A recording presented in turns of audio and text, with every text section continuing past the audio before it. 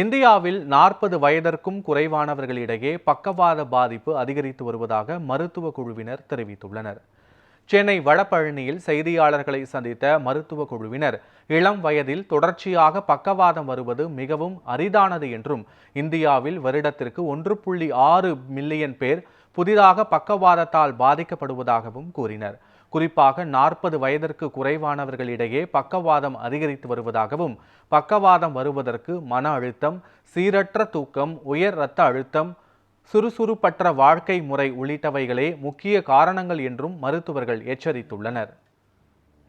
எங்கள் vascular surgery team doctor Sairam வந்து patient examine பண்ணார்.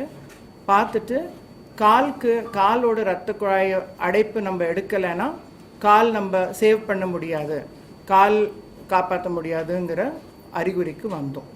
அதுக்கு பிறகு ஒரு அவசர அறுவை சிகிச்சை, காலுக்கு எமர்ஜென்சி த்ராம்பெக்டமி, அதாவது ஆன்ஜியோ மூலமாகவே அந்த இரத்த குழாய் அடைப்பு கிளாட்டை எடுக்கிற ப்ரொசீஜர் பண்ணாங்க. அது பண்ணிவிட்டு ஏன் அவருக்கு மெடிசின்ஸ் எடுத்தும் ஏன் இது வந்ததுன்னு நம்ம கேட்குறப்போ தான் தெரிஞ்சது. 2 to 3 நாள் மெடிசின் எடுக்க அவர் தவறிட்டார். அதுக்கு பிறகு தான் இந்த சிம்டம்ஸ்லாம் அவருக்கு வந்தது.